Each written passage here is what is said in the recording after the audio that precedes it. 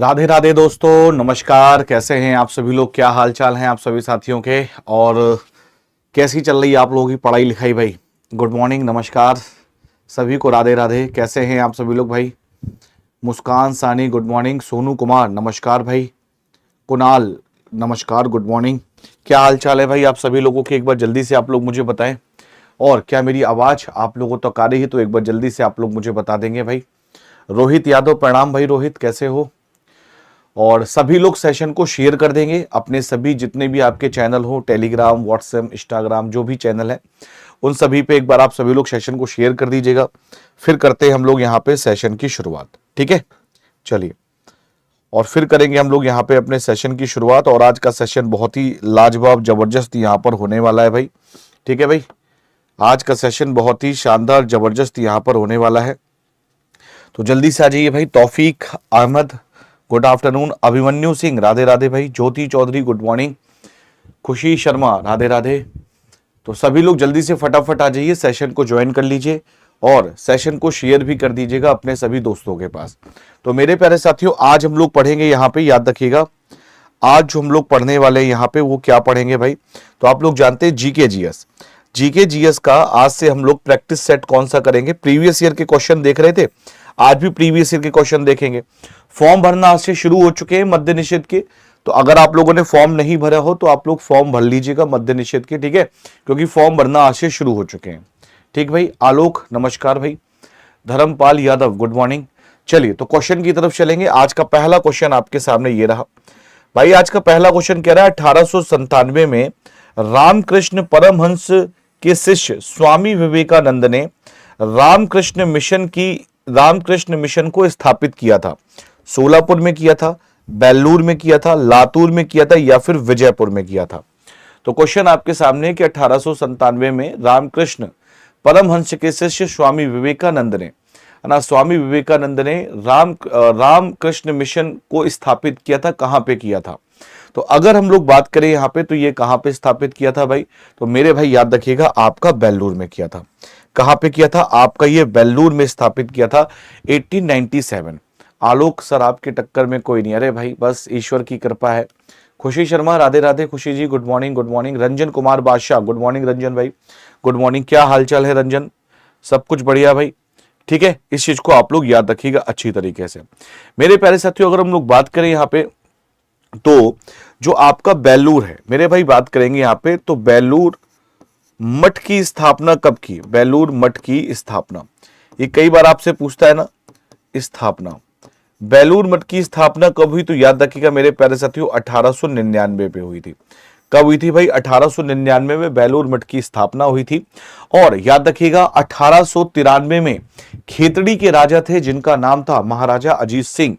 याद रखिएगा 1893 में खेतड़ी, याद रखिएगा मेरे भाई, खेतड़ी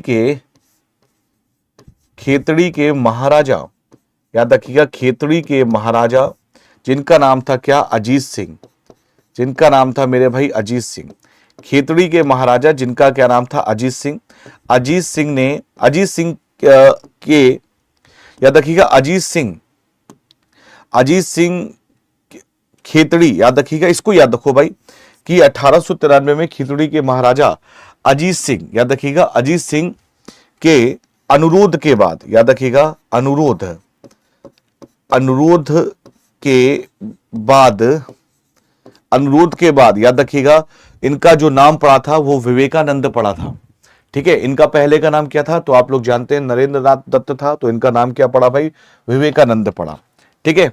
तो क्या नाम पड़ा मेरे भाई? विवेकानंद। तो ये भी क्वेश्चन कई बार आपसे पूछता है, विवेकानंद नाम पड़ा, ठीक है? याद रखिएगा। तो खेतड़ी के महाराजा थे जिनका नाम था अजीत सिंह, इन्होंने ही अनुरोध किया और इनका नाम फिर क्या पड़ा? तो याद रखिएगा विवेकानंद पड़ा।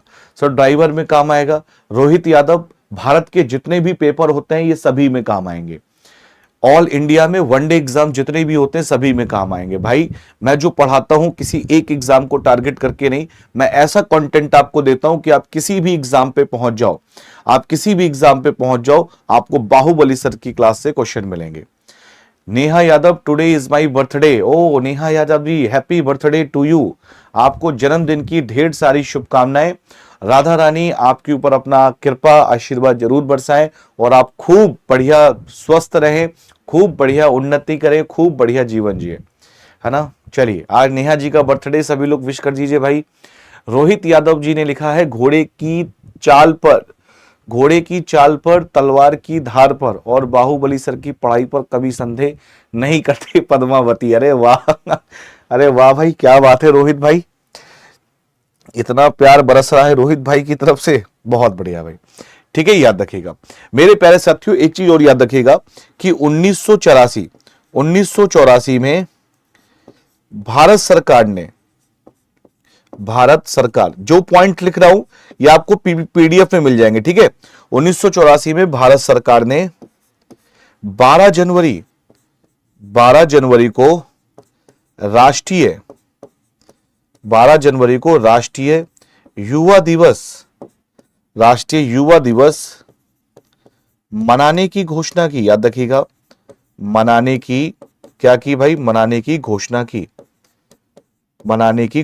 क्लियर है भाई, क्या की मेरे प्यारे साथियों, तो याद रखिएगा मनाने की घोषणा की। क्लियर है भाई, क्या की, मनाने की घोषणा की, इसको भी आप लोग याद रखिएगा अच्छी तरीके से। बात क्लियर है मेरे प्यारे साथियों, चलिए ठीक है, बहुत बढ़िया। तो पहला क्वेश्चन समझ में आया। 1857 में रामकृष्ण परमहंस के शिष्य स्वामी विवेकानंद ने रामकृष्ण मिशन को स्थापित किया था, तो याद रखिएगा आप यहां पे कहेंगे वेल्लूर में स्थापित किया था। ठीक है भाई, हाँ। मद्य निषेध के लिए कोई किताब मत खरीदना आप लोग, सिर्फ मेरी क्लास 8 बजे वाली, और आज से पेड बैच शुरू हो रहा है 11 बजे। आज से मेरी इतिहास पढ़ाना शुरू कर रहा हूं, पेड बैच, ठीक है। बस ये 2 काम आपको करने, बाकी कोई काम, कोई किताब मत खरीदो, कोई प्रैक्टिस सेट मत खरीदो। बाहुबली सर पे विश्वास करो, आज से फॉर्म भरे जाएंगे 1 महीने तक। जैसी एग्जाम की डेट अनाउंस होगी भाई साहब, मैं आपको लिखित रूप से दे रहा हूं, आपको 4 12 घंटे की मैराथन क्लास दूंगा, और ये लिख लीजिएगा किसी कॉपी में या रिकॉर्ड कर लीजिएगा कि बाहुबली सर ने 4 मैराथन के लिए बोला है। ठीक है, 100 क्वेश्चन आते हैं कम से कम, मैं बता रहा हूं आप लोग 70 प्लस करके आओगे आराम से, टेंशन मत लेना। क्वेश्चन नंबर 2 पे आइए भाई। सेकंड क्वेश्चन आप लोगों से क्या कह रहा है कि सिंधु घाटी सभ्यता किस युग की सभ्यता थी? जो इंडस वैली सिविलाइजेशन थी वो किस युग की सभ्यता थी? अच्छा, अगर मैं बात करूं मेरे प्यारे साथियों, तो आप जानते हैं सिंधु घाटी सभ्यता, तो मेरे भाई सिंधु घाटी सभ्यता की खोज ही सबसे पहले किसने की थी? तो आप लोग जानते हैं 1921 में दयाराम साहनी द्वारा की गई थी। अच्छा, इसको हम लोग क्या कहते हैं? इसको हम लोग हड़प्पा सभ्यता भी कहते हैं। क्या कहते हैं मेरे भाई? इसको हम लोग हड़प्पा सभ्यता भी कहते हैं। इसको हम लोग हड़प्पा सभ्यता भी कहते हैं। साथ ही साथ में इसको हम लोग सिंधु सरस्वती सभ्यता भी कहते हैं। क्या कहते हैं भाई? सिंधु सरस्वती सभ्यता। इसको हम लोग क्या कहते हैं? सिंधु सरस्वती सभ्यता भी कहते हैं। इसको हम लोग क्या कहते हैं भाई? सिंधु सरस्वती सभ्यता भी कहते हैं। तो सिंधु घाटी सभ्यता किस युग की सभ्यता है? तो आप लोग जानते हैं कि सर ये ब्राउन्स एज यानी कांस्य युगीन सभ्यता है। कैसी सभ्यता है? तो ब्राउन्स एज है यानी कांस्य युगीन यहां पर सभ्यता है। ठीक है, रिया पांडे, राधे राधे रिया जी, राधे राधे, कैसी हैं आप? प्रसन्न रहिए, खुश रहिए, खूब जीवन में तरक्की कीजिए भाई। चलिए, खुशी शर्मा, रंजन कुमार बादशाह, दिलीप कुमार, प्रियंका कुमारी, आरके, मनु, सुदर्शन पासवान, रोहित यादव, बहुत बढ़िया भाई, सारे लोगों का आंसर सही है, बहुत बढ़िया। ठीक है, याद रखिएगा। अच्छा, सिंधु घाटी सभ्यता आप मुझे बताओ किस में आता है? मैं 2 ऑप्शन लिखता हूं, ठीक है। एक ऑप्शन लिखता हूं मेरे प्यारे साथियों कि ये प्रागैतिहासिक काल में आता है, ये आपका प्रागैतिहासिक, याद रखिएगा, ये आपका प्रागैतिहासिक काल में आता है। और बी ऑप्शन में आपका लिखता हूं कि ये आपका आद्य ऐतिहासिक काल में आता है। आपको एबीसीडी बताना है। आद्य ऐतिहासिक काल, आद्य ऐतिहासिक काल ये किस काल के अंतर्गत आता है? ठीक है, मैंने एबीसीडी के अंदर लिखा है कि ये प्रागैतिहासिक काल के अंतर्गत आता है या फिर ये आद्य ऐतिहासिक काल के अंतर्गत आता है। सोनू निगम, बिहार पुलिस ड्राइवर का जो बैच लिए हैं, मद्य निषेध वाला बैच मिलेगा गुरुजी? जी बिल्कुल। जिन्होंने एक बार परचेस कर लिया है वो बार बार परचेस ना करें, उनको ऑटोमेटिक क्लास उसी में मिल जाएगी। ठीक है, जिन्होंने अभी तक नहीं लिया है वो उसको परचेस कर सकते हैं भाई। ठीक है भाई, चलिए। हाँ भाई बताओ, ए में आता है। रंजन कुमार बादशाह कह रहे हैं सर ए में आता है। ज्योति चौधरी जी कह रही ए में आता है। सुदर्शन पासवान कह रहे ए में आता है। मोहम्मद शाहनवाज शेख ए ही होगा सर जी। राहुल कुमार राम बी होगा धन्य हो राहुल जी, आपका जीवन बहुत मंगलमय गुजरेगा भाई। रोहित यादव ए, खुशी शर्मा ए। अरे मेरे प्यारे साथियों, प्रागैतिहासिक काल, तो प्रागैतिहासिक काल में पुरातात्विक साक्ष्य, यार तुम लोग मेरी बेइज्जती कराओगे क्या? हाँ, तुम लोग मेरी बेइज्जती करा के मानोगे क्या? पुरातात्विक साक्ष्य प्राप्त है, लिखित साक्ष्य नहीं है, लिखित साक्ष्य नहीं है। तुम लोग मेरी बेइज्जती कराओगे यार, है? इतना बढ़िया इतिहास पढ़ाता हूं, ये भी नहीं पता तुम लोगों को। मार खाओगे सारे के सारे, सुबह सुबह बता रहा हूं, नाश्ता की जगह पिटाई लगा दूंगा। आद्य ऐतिहासिक काल में आपका पुरातात्विक, याद रखिएगा मेरे भाई, आपका पुरातात्विक साक्ष्य है, और साथ ही साथ में इसमें लिखित साक्ष्य भी तो है भाई, इसमें लिखित साक्ष्य भी तो है, लेकिन इसको पढ़ा नहीं जा सकता, लेकिन इसको पढ़ा नहीं जा सकता, लेकिन इसको पढ़ा नहीं जा सकता। तो मेरे मित्र, जब इसको पढ़ा नहीं जा सकता तो सिंधु घाटी सभ्यता की लिपि कैसी है उसको भी हम लोग नहीं पढ़ सकते हैं। तो ये कैसी सभ्यता हो गई? तो ये आद्य ऐतिहासिक सभ्यता ही तो हुई, तो ये आद्य ऐतिहासिक सभ्यता तो ही, तो बी आना आंसर होगा। तो क्यों आप लोग ए आंसर लगा रहे हो भाई? तो आप लोग ए आंसर क्यों लगा रहे हो बताओ अच्छा मुझे।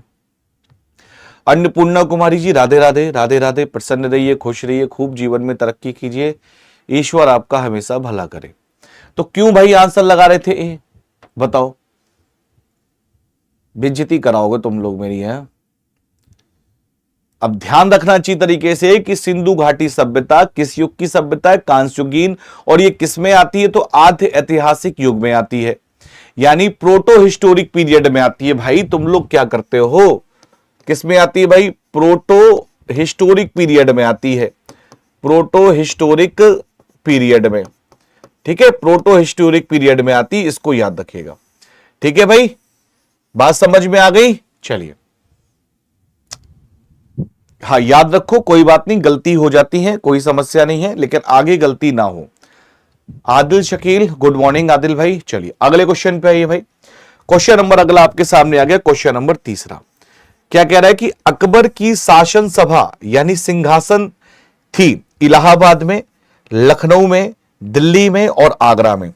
अकबर की जो शासन सभा यानी सिंहासन थी वो कहां पर थी भाई बताइए।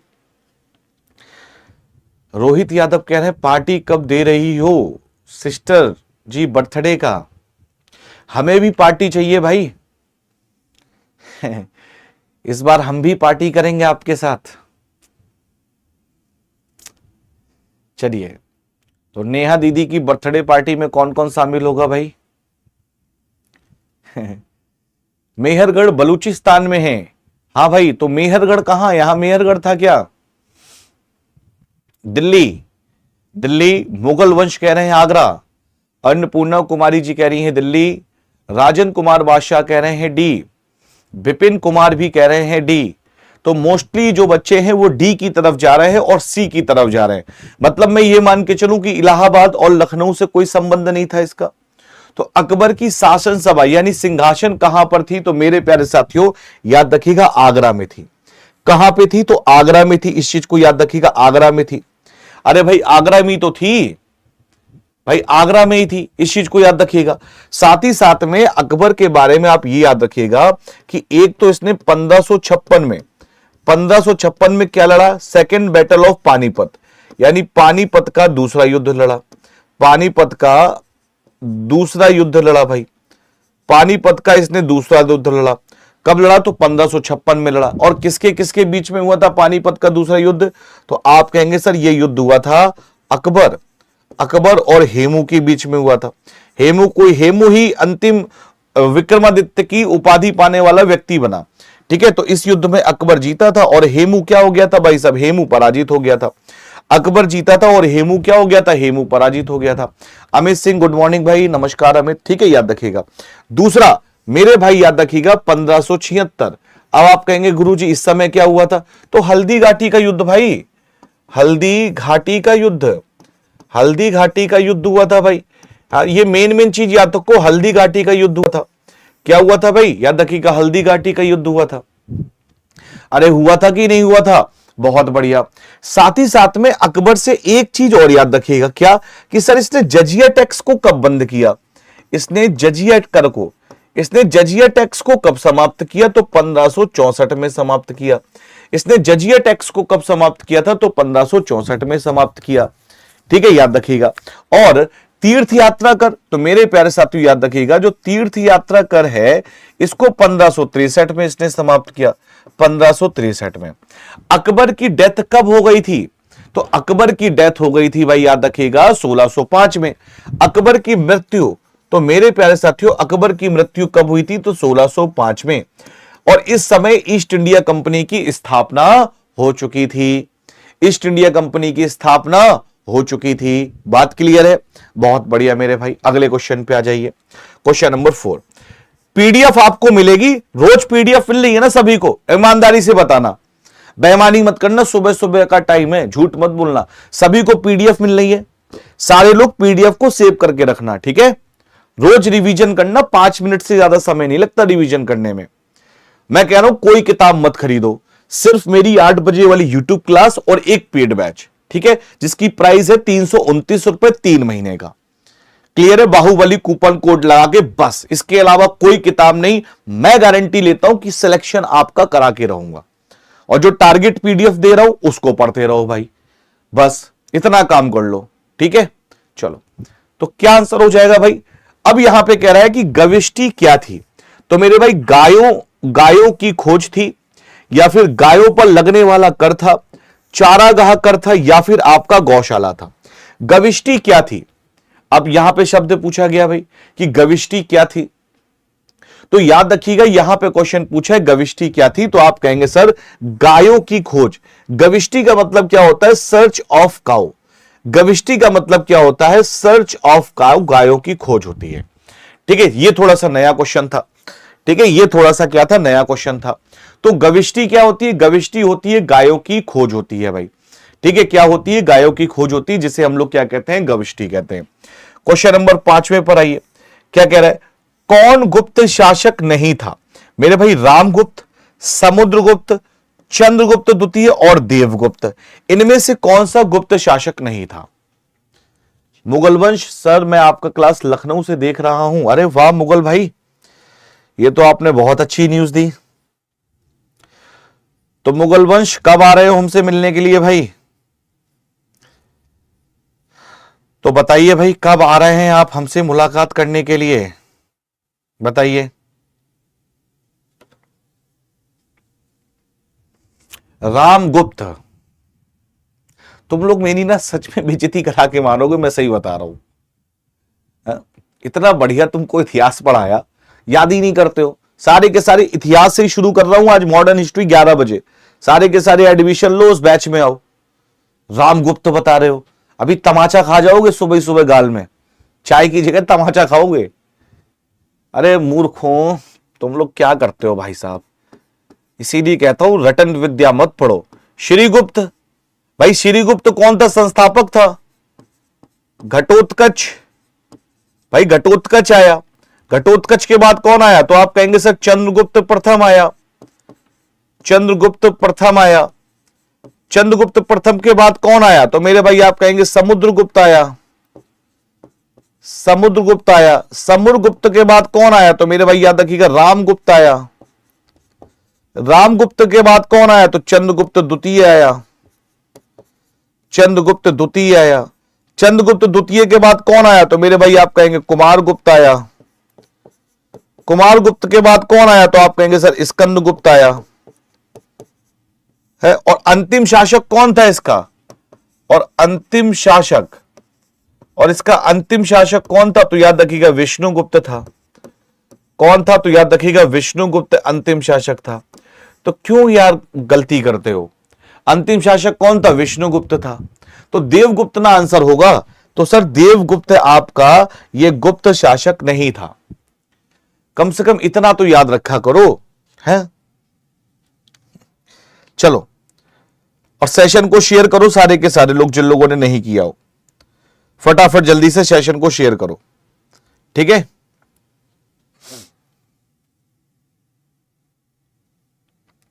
ठीक है भाई, चलो अगले क्वेश्चन की तरफ मूव करें। हाँ भाई, अगले क्वेश्चन पे आ जाइए। अगला क्वेश्चन आ गया क्वेश्चन नंबर 6। छठा क्वेश्चन आप लोगों से कह रहा है कि महात्मा गांधी ने 1918 में किस क्षेत्र में सूती मिल श्रमिकों के बीच सत्याग्रह आंदोलन का आयोजन किया था। अब ये सूती मिल है, सूती मिल मतलब अहमदाबाद के बारे में बात यहां पे कह रहा है, तो कह रहा है कि आंदोलन किया था। तो बात करेंगे चंपारण, तो चंपारण तो देखो नील की खेती के लिए किया था 1917 में। भाई 1917 में नील की खेती के लिए किया। किसके लिए किया मेरे भाई? नील की खेती के लिए। तो याद रखिएगा, नील की खेती के लिए चंपारण किया था। क्लियर है, याद रखिएगा। इसके बाद बात करें हम लोग यहां पे खेड़ा, तो गुजरात का खेड़ा आंदोलन 1918 में किया था, और इसको हम लोग क्या कहते हैं? कर नहीं आंदोलन कहते हैं। क्या कहते हैं मेरे भाई? कर नहीं आंदोलन कहते हैं, कर नहीं आंदोलन। और 1918 में ही इन्होंने अहमदाबाद आंदोलन किया था। और याद रखिएगा मेरे प्यारे साथियों, इसी आंदोलन में गांधी जी ने पहली बार भूख हड़ताल की थी। पहली बार क्या की थी? भूख हड़ताल। पहली बार भूख हड़ताल की थी। इसी आंदोलन में इन्होंने क्या की थी? तो याद रखिएगा, पहली बार भूख हड़ताल की थी। बात समझ में आ गई? और यार सेशन को शेयर कर दो, सेशन को शेयर करो फटाफट सभी लोग, और लाइक करो जल्दी से एक बार, जल्दी से एक बार सेशन को शेयर करो और लाइक करो फटाफट जल्दी से। सारे लोगों से निवेदन है भाई, सेशन को शेयर और लाइक कर दो फटाफट जल्दी से। ठीक है, सभी लोग सेशन को लाइक शेयर करेंगे भाई। ठीक, चलिए अगले क्वेश्चन पे आइए भाई। अगला क्वेश्चन आपके सामने आ गया, क्वेश्चन नंबर 7। सातवां प्रश्न क्या कह रहा है कि बंगाल के बंगाल के निम्नलिखित नवाबों में से किसने अपनी राजधानी को ढाका बांग्लादेश से मुर्शिदाबाद स्थानांतरित कर दिया था? बताइए भाई, ढाका मुर्शिदाबाद से स्थानांतरित कर दिया था। धर्मपाल यादव, मुगल वंश, विपिन कुमार। मुगल वंश तुम्हारा रियल नेम क्या है एक बार बताना। सरवन कुमार झा, अनुपमा कुमारी, नेक्स्ट लगा दिया है। पवन कुमार सी, साजन जडेजा सी, सुजाउद्दीन बता रहे हैं। अच्छा, पिछले का बता रहे हो, तो आंसर जब बताया करो तो क्वेश्चन नंबर लिख दिया करो ना। जैसे 7वां है तो 7वां क्वेश्चन नंबर लिख के फिर आंसर बताया करो, तो उससे पता रहता है किसका आंसर बता रहे हो। जैसे आदिल ने सही लिखा है, आदिल ने लिखा है 7 और फिर लिखा है ए, तो आदिल का सही है यहां पे। ठीक है, तो क्या आंसर होगा? मुर्शिद कुली खां। मेरे प्यारे साथियों, मुर्शिद कुली खां ने क्या किया था? बंगाल को स्वतंत्र कर लिया था। बंगाल को क्या किया था? स्वतंत्र करके। पहले ये कौन था? सूबेदार था, औरंगजेब ने इसने बनाया था। अच्छा, बंगाल को पूर्ण रूप से स्वतंत्र किया था किसके शासनकाल में? तो मोहम्मद शाह का शासनकाल था। मोहम्मद शाह, जिसको रंगीला बादशाह कहते हैं, उसी के समय पे बंगाल स्वतंत्र हुआ था, और उसका पहला जो नवाब बना वो मुर्शिद कुली खां बना, और इसने ही अपनी राजधानी ढाका से मुर्शिदाबाद स्थानांतरित कर ली। इसके बाद एक व्यक्ति आया था, मीर कासिम। तो मीर कासिम ने अपनी राजधानी मुंगेर, कहां से? तो याद रखिएगा, मुर्शिदाबाद से मुंगेर स्थानांतरित की। ठीक है, कहां पे की? मुंगेर स्थानांतरित की। क्लियर है? चलिए, तो आंसर क्या हो जाएगा? ए। क्वेश्चन नंबर 8वें पर आइए। 8वां क्वेश्चन कह रहा है कि निम्नलिखित में से किस राजवंश ने सैयद वंश के ठीक बाद दिल्ली पर शासन किया? तो मेरे प्यारे साथियों, मैंने आपको कल भी बताया था, गुलाम वंश। याद कर लो, टाइम पीरियड याद रखो भाई, 1206 से लेकर 1290।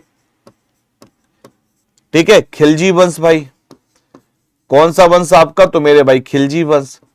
भाई क्या टाइम पीरियड है खिलजी वंश का? 1290 से लेकर 1320। ठीक है मेरे प्यारे साथियों, तुगलक वंश। तुगलक वंश, तो तुगलक वंश का टाइम पीरियड क्या है? 1320 से लेकर 1414 या 1412 भी कहीं कहीं पे लिखा होता है। ठीक है, सैयद वंश, तो मेरे भाई याद रखिएगा, सैयद वंश का टाइम पीरियड अगर मैं बात करूं तो 1414 से लेकर 1451। इसके बाद आपके सामने कौन सा आ जाएगा मेरे भाई? तो लोधी वंश आ जाएगा। और लोधी वंश का टाइम पीरियड क्या होता है? तो याद रखिएगा 1451 से लेकर 1526 तक होता है। ठीक है, तो यहां पे कह रहा है कि सैयद वंश के ठीक बाद, तो सैयद वंश के ठीक बाद कौन सा है? तो मेरे भाई लोधी वंश ही ना आया। कौन सा वंश आया? तो याद रखिएगा लोधी वंश आया। सैयद वंश के ठीक बाद जो वंश आया उस वंश का क्या नाम था? तो याद रखिएगा उस वंश का नाम था लोधी वंश था भाई। ठीक है, क्या नाम था? लोधी वंश था। ठीक, क्वेश्चन नंबर 9 पर आइए। 9वां क्वेश्चन आप लोगों से कह रहा है कि द्वितीय बौद्ध संगीति कहां और कब आयोजित की गई थी। जो दूसरी बौद्ध संगीति है वो कहां और कब आयोजित की गई थी। तो पाटलिपुत्र 250 बीसी में, पहली शताब्दी ईसा पूर्व श्रीलंका में, 383 बीसी में की गई थी वैशाली में, और यहां पर कह रहा है 1871 मांडलिया में। तो दूसरी बौद्ध संगीति पहली कहां हुई थी, राजगृह में, दूसरी वैशाली में, तीसरी पाटलिपुत्र में हुई थी और चौथी कश्मीर में हुई थी। तो कह रहा है कि दूसरी बौद्ध संगीति कहां पे हुई थी, तो याद रखिएगा आपका वैशाली में हुई थी। कहां पे हुई थी भाई, तो याद रखिएगा आपकी वैशाली में हुई थी और 383 ईसा पूर्व में हुई थी। कहां हुई थी भाई, 383 ईसा पूर्व में हुई थी। क्लियर है। हरिंदर कुमार, आपका क्या नाम है सर? अरे भाई भैया हरिंदर जी को हमारा नाम बता दीजिए सारे लोग कि हमारा नाम क्या है। ये पूछ रहे हैं आपका नाम बता दीजिए सर। क्वेश्चन नंबर 10 पर आइए। निम्नलिखित में से किसे आंध्र भोज के नाम से भी जाना जाता है? निम्नलिखित में से किसे आंध्र भोज के नाम से भी जाना जाता है? कृष्णदेवराय, राजेंद्र चोल, हरिहर और बुक्का। आंध्र भोज के नाम से यानी आंध्र भोज की उपाधि किसको मिली है निम्नलिखित शासकों में से बताइए। दूसरा वैशाली में हुआ था, तीसरा आपका हुआ था पाटलिपुत्र में, चौथा कश्मीर में हुआ।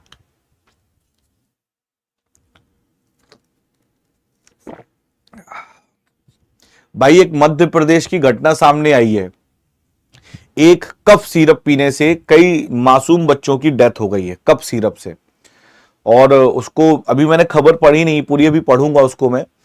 और उसमें ऐसे ऐसे केमिकल मतलब मिलाए थे जिसकी मात्रा ज्यादा थी और कई सारे बच्चों की डेथ हो गई। तो बहुत खतरनाक है, इसीलिए अब आयुर्वेद की तरफ चलो। आयुर्वेद की चीजें कम से कम जल्दी ठीक नहीं करती हैं, लेकिन जब ठीक करती है तो जड़ से ही खत्म करती है बीमारी को, है ना। बहुत दुख हुआ भाई ये सब सुन के, मतलब। चलिए तो क्या आंसर होगा, तो मेरे भाई याद रखिएगा कृष्णदेवराय। अच्छा कृष्णदेवराय किसके शासक थे, तो याद रखिएगा तुलुप वंश के शासक थे। तुलुप वंश, है ना, तुलुप वंश के शासक थे। अच्छा कृष्णदेवराय के समय पे बारबोसा, याद रखिएगा एक व्यक्ति था जिसका नाम था बारबोसा, और एक व्यक्ति था डोमिंगो पायस। ये दो व्यक्ति विजयनगर घूमने आए थे। एक का नाम था बारबोसा और एक का नाम था डोमिंगो पायस। ये दो व्यक्ति कहां घूमने आए थे, तो याद रखिएगा विजयनगर घूमने आए थे। ठीक है, विजयनगर घूमने आए थे, तो आंसर हो जाएगा आपके सामने कृष्णदेवराय। ठीक है, और आप लोग जानते हैं अच्छी तरीके से कृष्णदेवराय के बारे में जिक्र भी किया गया है। ठीक है, इसको भी याद रखिएगा। सर दिमाग पर उत्तर रहता है, जल्दी नहीं निकल पाता। कोई नहीं, प्रयास करते रहो, हो जाएगा बढ़िया। अगले क्वेश्चन पे, क्वेश्चन नंबर 11 भाई। 11th क्वेश्चन कह रहा है कि भारतीय राजनीतिक प्रणाली में वास्तविक कार्यकारी शक्ति किसमें निहित होती है? राज्यपाल में, the governor, the president, the vice president, प्रधानमंत्री और उसके मंत्रिपरिषद में। तो सीधा सीधा क्वेश्चन कहा गया है यहां पे कि भारतीय राजनयिक प्रणाली में वास्तविक कार्यकारी शक्ति निम्नलिखित में से किसमें निहित होती है? तो किसमें निहित होती है, तो आप लोग जानते हैं भाई कि राष्ट्रपति तो सिर्फ नाम मात्र का होता है, ये नाम मात्र का, है ना। और वास्तविक शक्ति जो निहित होती है वो प्राइम मिनिस्टर और उनके मंत्रिमंडल में होती है। वो प्राइम मिनिस्टर और उनके मंत्रिमंडल में होती है भाई। किसमें होती है? वो प्राइम मिनिस्टर और उनके मंत्रिमंडल में होती है, इसको याद रखिएगा। प्रधानमंत्री और उनके मंत्रिपरिषद में। ठीक है, चलिए क्वेश्चन नंबर 12 पर आइए। 12वां क्वेश्चन आप लोगों से कह रहा है भारतीय संविधान में मातृत्व शब्द का अर्थ है भाईचारे की भावना, पड़ोसी होने का एहसास, कूटनीति की भावना और मित्रता का भाव। भारतीय संविधान में भातृत्व शब्द का अर्थ क्या है? अपने इंडियन कॉन्स्टिट्यूशन है जो, और इंडियन कॉन्स्टिट्यूशन में भातृत्व शब्द पूछा गया है कि भातृत्व शब्द का अर्थ क्या है। तो इसका अर्थ क्या हो जाएगा भाई कि भाईचारे की भावना। क्या अर्थ हो जाएगा भाई, तो याद रखिएगा भाईचारे की भावना। तो भारतीय संविधान में जो भातृत्व शब्द है इसका अर्थ क्या है, तो याद रखिएगा इसका अर्थ है भाईचारे की भावना से संबंधित इसका अर्थ है। आइए भाई 13 क्वेश्चन पे आइए कि राज्य काम की न्याय संगत और मानवीय परिस्थितियों के लिए प्रावधान करेगा और प्रसूति राहत के तहत प्रदान किया जाता है। तो अब यहां पे देखो क्या कह रहा है, एक तो कह रहा है राज्य काम की संगत मानवीय परिस्थिति, और साथ में दे दिया प्रसूति राहत। अब तो पहचान लोगे ना किस आर्टिकल में। एक कह रहा भारतीय संविधान का अनुच्छेद 43 ए, भारतीय संविधान का अनुच्छेद 44, भारतीय संविधान का अनुच्छेद 39 है और भारतीय संविधान का अनुच्छेद 42। तो आंसर यहां पे क्या हो जाएगा भाई? तो आंसर आपके सामने हो जाएगा आर्टिकल 42। क्या हो जाएगा भाई? तो याद रखिएगा अनुच्छेद 42 करेक्ट ऑप्शन यहां पे हो जाएगा कि राज्य काम की न्यायसंगत और मानवीय परिस्थितियों के लिए प्रावधान करेगा और प्रसूति राहत के तहत प्रदान किया जाएगा। तो याद रखिएगा article 42 will be the correct option. क्या आंसर हो जाएगा भाई?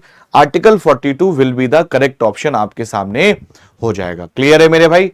अगले क्वेश्चन पे, क्वेश्चन नंबर 14 क्वेश्चन आपके सामने क्या कह रहा है कि कौन सा संवैधानिक प्रावधान केंद्र सरकार को समाज के कमजोर वर्गों के लिए नौकरियां और शैक्षिक संस्थानों में आरक्षण प्रदान करने में सक्षम बनाता है?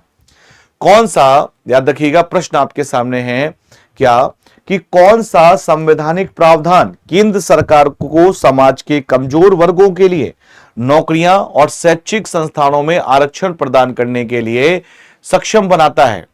तो क्या आंसर होगा यहां पे? तो आप लोग जानते हैं आर्टिकल 16।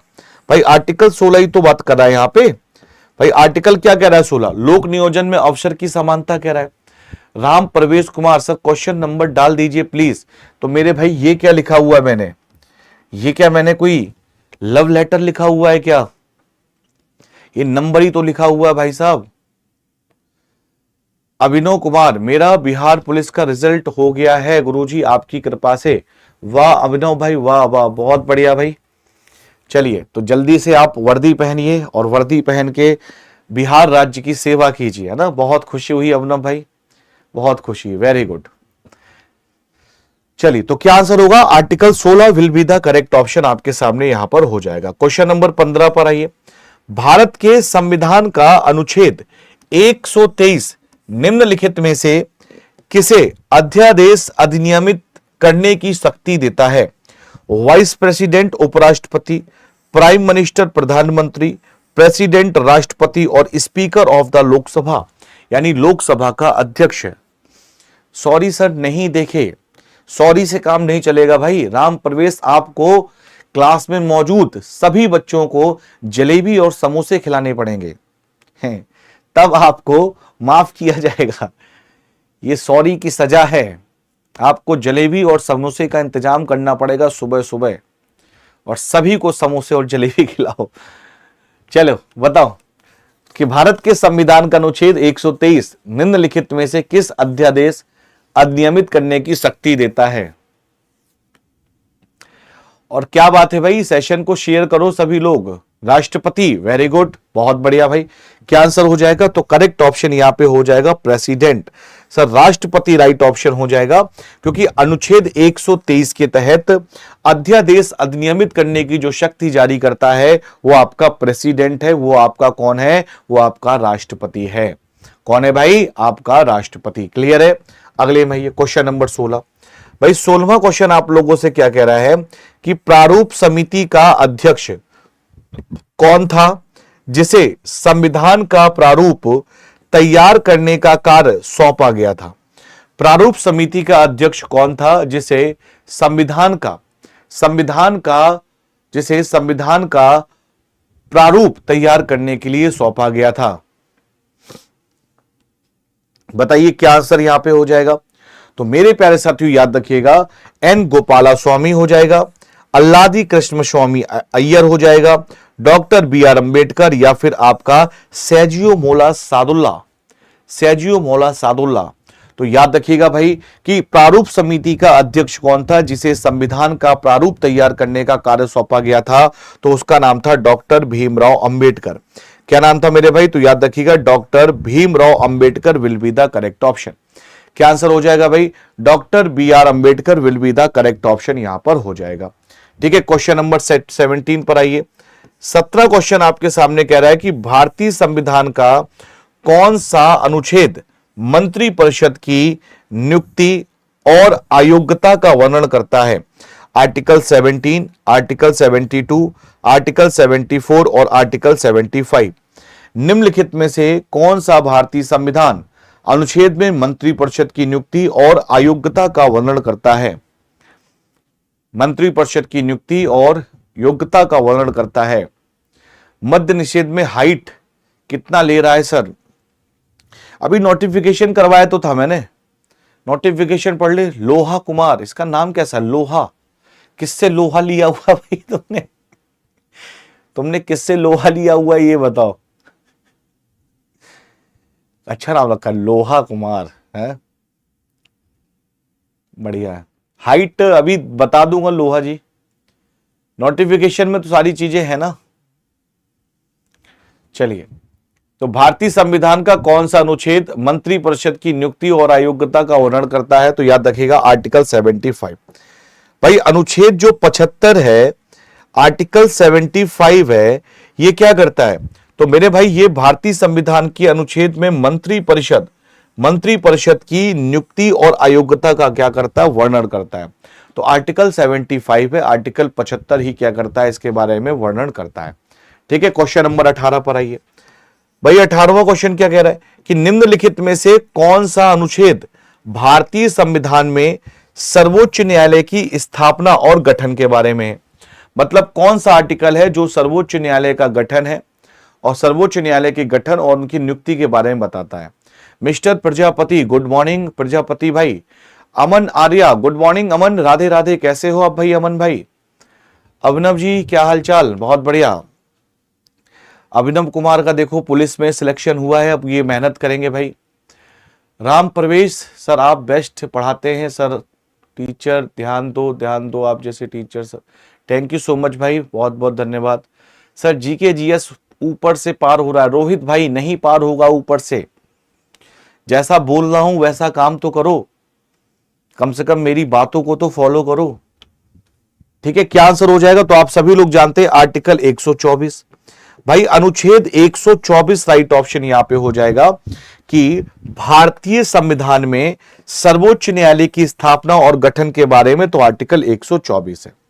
कौन सा भाई? तो आर्टिकल 124 करेक्ट ऑप्शन यहां पर हो जाएगा। भाई सेशन को शेयर कर दो यार, आप लोग कर नहीं रहे हो ना, एक बार सेशन को शेयर करो। जिसकी जिसकी जीके जीएस कमजोर है सुबह उठना शुरू कर दे भाई।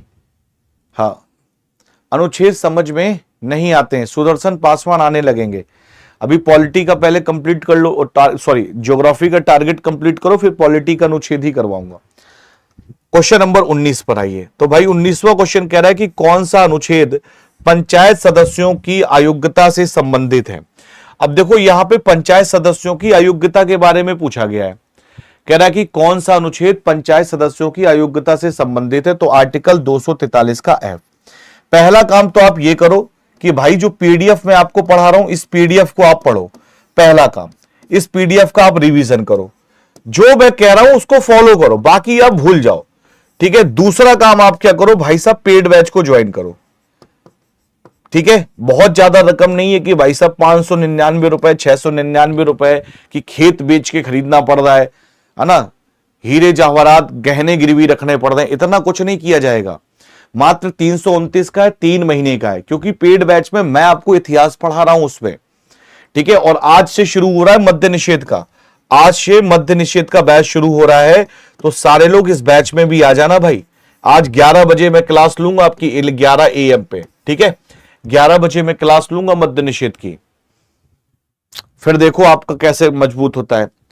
अगले में आइए भाई, क्वेश्चन नंबर 20 क्वेश्चन क्या कह रहा है यहां पे कि कौन सा निर्वाचक मंडल राज्यसभा के सभापति का चुनाव करता है? कौन सा निर्वाचक मंडल राज्यसभा के सभापति का चुनाव करता है? तो बात करेंगे भाई राज्यसभा के सभी सदस्य, राज्यसभा के निर्वाचित सदस्य, संसद के निर्वाचित सदस्य और संसद के सभी सदस्य। तो कौन सा निर्वाचक मंडल राज्यसभा के सभापति का चुनाव करता है? तो सभापति का चुनाव करने के लिए आप लोग जानते हैं अच्छी तरीके से कि मेरे भाई याद रखिएगा, all member of the parliament, संसद के सभी सदस्य, है ना, राज्यसभा के सभापति का चुनाव करता है। तो याद रखिएगा अच्छी तरीके से, संसद के सभी सदस्य मिलकर करते हैं। ठीक है, चलिए गुरुजी आपके बोलने के कारण मैं भी 4 बजे उठता हूं, बहुत बढ़िया अमन, वेरी गुड भाई। और सितारे लगेंगे तेरे कंधे में, टेंशन मत ले अमन। ठीक है, पढ़ाई करता रहे, सितारे जरूर लगेंगे। ठीक भाई, देखो, बदलाव वही है जिसमें कष्ट हो। अरे अगर है हिम्मत तुम्हारे अंदर तो उठो ना 3-3:30 बजे, उठो हिम्मत है तो। लेकिन कंफर्ट जोन में रहना, अरे नहीं सर हम रात में बढ़िया पढ़ाई करते हैं, सुबह नहीं हो पाएगा, रात में हमसे पढ़वा लो। क्यों पढ़वा लो? कंफर्ट जोन में। अरे रात में सो, सुबह उठो ना, उठो 3-3:30 बजे, एकदम भोर में, आधा घंटा योग वोग करो, नाम आम का जप करो, फिर उसके बाद लगो पढ़ाई करने के लिए। करके दिखाओ 1 महीना, 1 महीना करके दिखा दो, अपने आप ना तुम्हारे अंदर चीजें ऑटोमेटिक बढ़ने लगे। अब रहना कंफर्ट जोन में तो फिर कैसे काम चलेगा? चलिए अगले में आइए भाई, क्वेश्चन नंबर 21 क्वेश्चन आपके सामने ये रहा कि नर्मदा नदी मध्य प्रदेश से निकलती है। तो आप लोग जानते हैं अमरकंटक की पहाड़ियों से। और नर्मदा नदी कहां बहती है? पश्चिम की ओर बहने वाली नदी है भाई नर्मदा नदी, पश्चिम की ओर। भाई नर्मदा नदी कहां बहती है? पश्चिम की ओर बहने वाली नदी है आपकी नर्मदा, है ना। पश्चिम की ओर है बहने वाली नदी कौन सी आपकी? तो याद रखिएगा नर्मदा नदी है।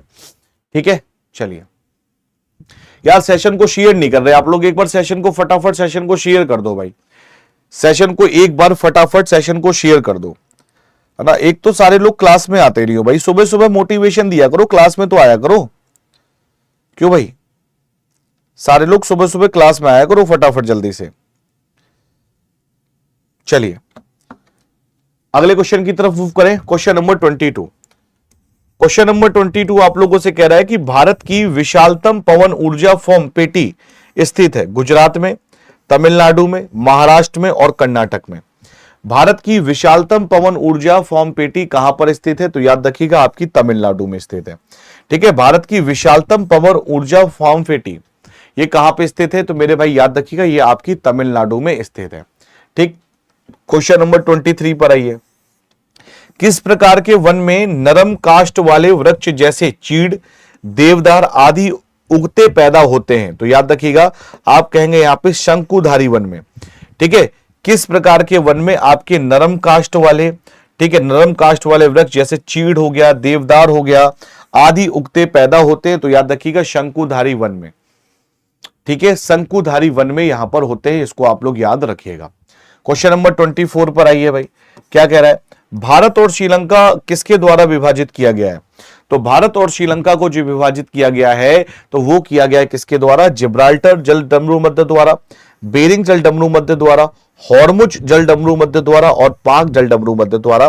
तो मेरे भाई याद रखिएगा कि पाक जलडमरू मध्य द्वारा। ठीक है, भारत और श्रीलंका को विभाजित किया गया है किसके द्वारा? तो याद रखिएगा पाक जलडमरू मध्य द्वारा विभाजित किया गया है। ठीक है, क्वेश्चन नंबर 25 पर आइए भाई। क्वेश्चन नंबर 25 कह रहा है कि मैकमोहन लाइन एक ऐसी रेखा है जो चीन और किस भारतीय राज्य को अलग करती है? मैकमोहन लाइन एक ऐसी रेखा है जो चीन और किस भारतीय राज्य को क्या करती है? अलग करती है। मैकमोहन रेखा के बारे में कह रहा है, तो याद रखिएगा कौन से राज्य को? तो अरुणाचल प्रदेश। मैकमोहन रेखा आपकी चीन और अरुणाचल प्रदेश को क्या करती है? अलग करती है। वैसे भारत और चीन के बीच में है, लेकिन अगर क्वेश्चन पूछ ले तो अरुणाचल प्रदेश। ठीक है, याद रखिएगा आपका कौन सा? अरुणाचल प्रदेश। ठीक है, क्वेश्चन नंबर 26 पर आइए। 26 क्वेश्चन कह रहा है आप लोगों से कि निम्नलिखित में से कौन सा देशांतर भारत का मानक मध्याह्न रेखा है? 72 डिग्री, 72 डिग्री 30 मिनट पूर्व, 72 degree 30 minute east, 52 degree 30 minute पूर्व और 82 डिग्री 50 मिनट पूर्व। 82 डिग्री। तो मानक मध्याह्न रेखा के बारे में अगर हम लोग बात करें तो भारत का मानक मध्याह्न रेखा यहां पे कौन सा हो जाएगा? तो आप सभी लोग जानते हैं 82 degree 30 minute east. 82 degree 30 minute कितना? ईस्ट। तो याद रखिएगा आप यहां पे क्या कहेंगे? सर 82 डिग्री 30 मिनट ईस्ट यहां पर हो जाएगा। 82 डिग्री 30 मिनट ईस्ट यहां पर क्या हो जाएगा? करेक्ट ऑप्शन आपके सामने हो जाएगा। क्वेश्चन नंबर 27, क्वेश्चन नंबर 27 ये रहा कि निम्नलिखित में से कौन एशिया की दूसरी सबसे बड़ी कृत्रिम झील है? निम्नलिखित में से कौन एशिया की दूसरी सबसे बड़ी कृत्रिम झील है? तो आंध्र प्रदेश की कोलेरू झील है, ओडिशा में चिल्का झील है, राजस्थान में डेवर झील है और असम में चंदुबी झील है। चंदुबी झील है, असम में चंदुबी झील है। तो एशिया की दूसरी सबसे बड़ी कृत्रिम झील कौन सी है? तो एशिया की दूसरी सबसे बड़ी जो कृत्रिम झील है वो है राजस्थान में डेवर झील। ठीक है, क्या है आपकी, तो याद रखिएगा डेवर झील है, डेवर लेक ऑफ राजस्थान। तो याद रखिएगा कि एशिया में दूसरी सबसे बड़ी जो कृत्रिम झील है वो कौन सी है, तो याद रखिएगा राजस्थान में डेवर झील है। ठीक है भाई, कौन सी है, तो याद रखिएगा राजस्थान में डेवर झील है। क्वेश्चन नंबर 28 पर आइए। 28 क्वेश्चन आप लोगों से क्या कह रहा है कि निम्नलिखित में से किस फसल की खेती के लिए काल वैशाखी वर्षा अनुकूलन है। निम्नलिखित में से किस फसल की खेती के लिए काल वैशाखी वर्षा क्या है, अनुकूलन है। तो बात करेंगे हम लोग यहां पे जूट और चाय। किसके लिए भाई, जूट और टी, जूट के लिए और चाय के लिए। ठीक है, निम्नलिखित में से किस फसल की खेती के लिए काल वैशाखी वर्षा अनुकूलन है, तो याद रखिएगा मेरे प्यारे साथियों आपकी जूट और चाय के लिए क्या है, ये अनुकूलन है। 29 पर आइए, क्या कहता है 29 कि आमतौर पर बनावट में रेतीली और प्रकृति में खीरी होती है, जलोढ़ मृदा होती है, ब्लैक सॉइल होती है, लेटेराइट सॉइल होती है, या फिर आपकी शुष्क मृदा होती है। आमतौर पर बनावट में रेतीली और प्रकृति में खारी होती है, तो उस मृदा को हम लोग क्या कहते हैं, उस मृदा को कहते हैं शुष्क मृदा। उसको क्या कहते हैं, एराइट सॉइल कहते हैं, यानी शुष्क मृदा कहते हैं। क्या कहते हैं मेरे भाई, उसको हम लोग एराइट सॉइल कहते हैं, यानी शुष्क मृदा कहते हैं। कि आमतौर पर बनावट में रेतीली और प्रकृति में जो खीरी होती है उसको हम लोग क्या कहते हैं, उसको हम लोग शुष्क मृदा यहां पर कहते हैं। क्वेश्चन नंबर 30 पर आइए। 30 क्वेश्चन कि निम्नलिखित में से किसके उत्तरी भाग को सह्याद्री के नाम से भी जाना जाता है। तो सतपुड़ा रेंज, विंध्यस रेंज, पश्चिमी घाट और पूर्वी घाट। तो निम्नलिखित में से किसके उत्तरी भाग को सह्याद्री के नाम से भी जाना जाता है, सह्याद्री के नाम से भी जाना जाता है।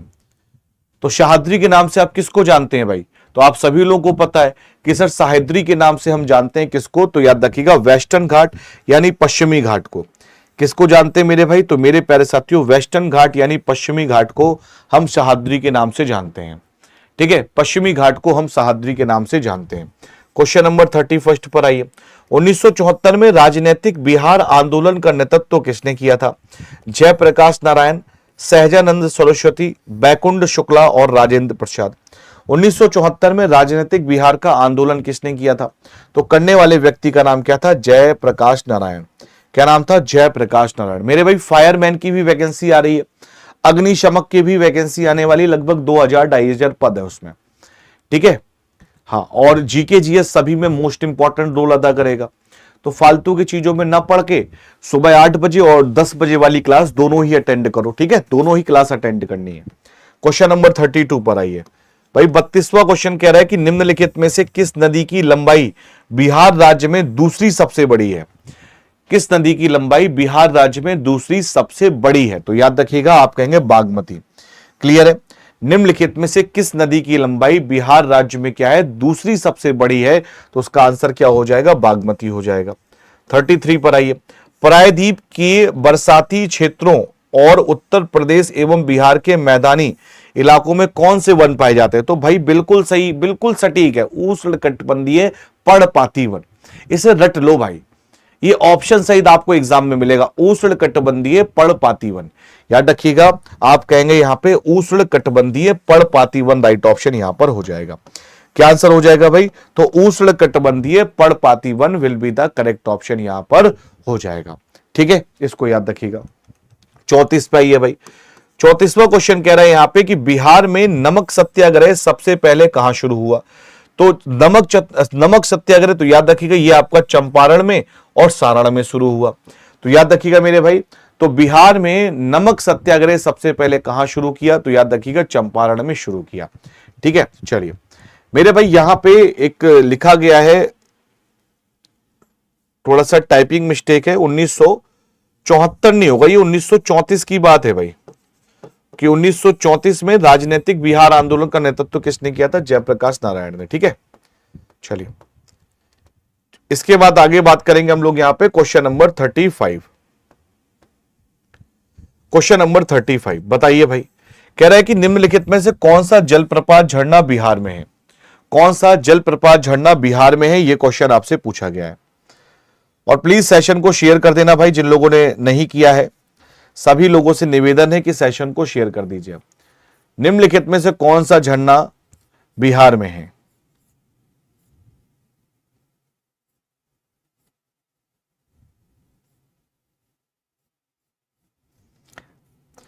और सेशन को लाइक कर दीजिए भाई, जिन लोगों ने नहीं किया है सेशन को शेयर भी कर दीजिएगा भाई।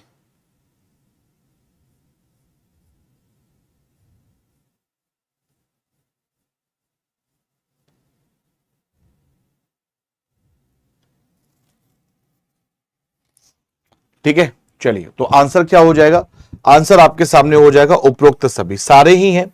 ठीक है, आप कहेंगे ककोलब जलप्रपात, ये भी आपका बिहार में है, करकट जलप्रपात, तेलहर जलप्रपात, ये सारे ही सारे। मेरे भाई इस क्वेश्चन पे फिर से मुझे डाउट हो रहा है, 34 से 74 ही है क्योंकि छात्रों के लिए किया था, तो ये सही है भाई। ठीक है, तो ये सही है, इसमें मुझे फिर से डाउट हुआ था, 1974 ही होगा भाई। ठीक है, क्योंकि जयप्रकाश नारायण ने छात्रों के हित के लिए बिहार में राजनीतिक आंदोलन किया था, 74 ही होगा। ठीक है, हाँ इसका आंसर 1974 ही होगा। ठीक है, याद रखिएगा। डिंपल जी गुड मॉर्निंग। ठीक है, चलिए 35 के बाद आइए क्वेश्चन नंबर 36 पे, 36वां क्वेश्चन भाई।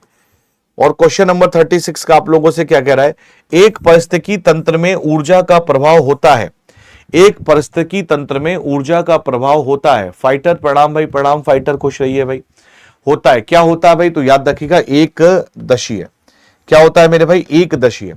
एक पारिस्थितिकी तंत्र में ऊर्जा का प्रभाव जो होता है उसे क्या कहते हैं, एक दिशाई कहते हैं। क्या कहते हैं मेरे भाई, एक दशाई यहां पर कहते हैं।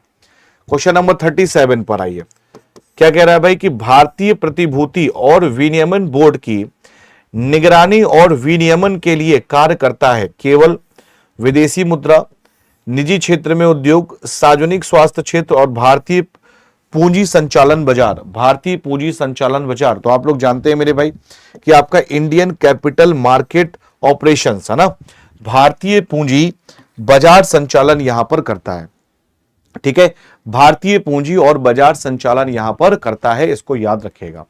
क्वेश्चन नंबर 38 पर आइए भाई, क्या कह रहा है यहां पे कि निम्नलिखित में से कौन सा हरियाणा का नृत्य है, तो हरियाणा का नृत्य कौन सा है, तो मेरे भाई फाग है यहां पर। क्वेश्चन नंबर 39 पर आइए, क्या कह रहा है यहां पे, क्वेश्चन नंबर 39 आप लोगों से कह रहा है भाई कि निम्नलिखित में से कौन भारत सरकार से पद्मश्री पुरस्कार प्राप्त करने वाले पहले खिलाड़ी थे।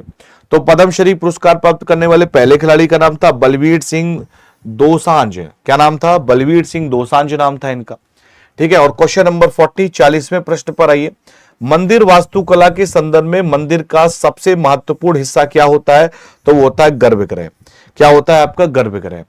तो याद रखिएगा अच्छी तरीके से। तो मैंने क्या कहा यहां पे, मैंने कहा कि मंदिर वास्तुकला के संदर्भ में मंदिर का सबसे महत्वपूर्ण जो हिस्सा होता है वो आपका क्या होता है भाई, वो आपका गर्भगृह यहां पर होता है। तो आंसर क्या हो जाएगा, गर्भगृह यहां पर हो जाएगा। ठीक है, क्वेश्चन नंबर 41 पर एक और प्रश्न कर लीजिए, थाईपुसम महोत्सव मुख्य रूप से मनाया जाता है, तो थाईपुसम, तो थाईपुसम जो महोत्सव है ये मुख्य रूप से मनाया जाता है कहां पे, तो याद रखिएगा आपकी तमिलनाडु में बनाते हैं। ठीक है, चलिए तो आज के लिए इतना ही क्वेश्चन। और मेरे भाई आज से पेड बैच शुरू हो रहा है, मैं आपको बता देता हूं कि आज से बैच शुरू हो रहा है 11 बजे, मेरी पहली क्लास है इतिहास की। जिन लोगों ने नहीं लिया है बैच तो वो आज फटाफट बैच परचेज कर ले। ठीक है, कैसे लेना है मैं आपको बता देता हूं, आपका सिलेक्शन होके रहेगा, टेंशन मत लो भाई, जो मैं कह रहा हूं मेरी बात को फॉलो करो। सिंपल क्या करना है, यूट्यूब पे मेरी क्लास चल रही है, कितने बच्चे लाइव चल रहे हैं भाई इस समय, अरे वाह 97 बच्चे लाइव में, बहुत बढ़िया भाई। चलिए सुबह सुबह आप लोग उठ जा रहे हैं, बहुत अच्छी बात है। सबसे पहले मेरे प्यारे साथियों याद रखिएगा, यहां पर पीडीएफ का नहीं दिया है, मैं भी नंबर दे देता हूं तो उस पर आप लोग ज्वाइन कर लीजिएगा। ठीक है, चलिए तो यहां पे देखिए ये लिंक दिया हुआ है, बिहार पुलिस मद्य निषेध सिपाही। ठीक है, इसी पे आपको क्लिक कर देना है, इसी पे आपको क्या कर देना है, इसी पे आपको क्लिक कर देना है। ये आपके सामने ओपन यहां पर आ गया। जैसे ये ओपन होके यहां पर आ जाएगा तो मेरे भाई आप लोग यहां पे जाएंगे, यहां पे व्यू ऑल प्लान पे जाएंगे, तो 3 महीने का सब्सक्रिप्शन ले लेना, 349 का है, 3 महीने का ले लेना। तो 349 पे क्लिक करना है यहां पे, और जैसे ही क्लिक करोगे तो यहां अप्लाई कूपन कोड का ऑप्शन आ जाएगा, तो कूपन कोड लगा देना BAHUBALI, बाहुबली कूपन कोड लगा दीजिएगा, तो 329 रुपए का मिल जाएगा। और अगर कोई दिक्कत समस्या आ रही हो तो मैं एक नंबर दे देता हूं आपको, ये मेरा ही नंबर है 9456954476। इस नंबर पे आप व्हाट्सएप कर दीजिएगा। तरीका मैंने आपको बताया है कि आप सबसे पहले अपना नाम लिखेंगे और फिर एग्जाम नेम लिखेंगे। हाय हेलो लिख के मत भेजिएगा, ठीक है, ये हाय हेलो लिख के मत भेजिएगा कि हाय सर हेलो सर, ये हाय हेलो लिख के मत भेजिएगा, नाम और एग्जाम नेम लिख के भेजिएगा बस। ठीक है, और कूपन कोड क्या लगाना है, बाहुबली, BAHUBALI, बाहुबली आपको क्या लगाना है भाई, कूपन कोड लगाना है 329 रुपए में। और आज से 11 बजे क्लास शुरू हो रही है, मतलब 11 AM पे आज मेरी पहली क्लास होगी मॉडर्न हिस्ट्री की, तो सारे लोग ज्वाइन कर लीजिएगा, ठीक है। चलिए, तो आज के लिए इतना ही, मिलेंगे आप लोगों से नेक्स्ट क्लास में। और PDF के लिए Vivek sir text book Telegram channel है, उसको आप लोग ज्वाइन कर लीजिएगा, ठीक है। चलिए, तो आज के लिए इतना ही, thank you so much, bye bye, take care. मिलते हैं सुबह, मिलते हैं 10 बजे वाली क्लास में दोनों।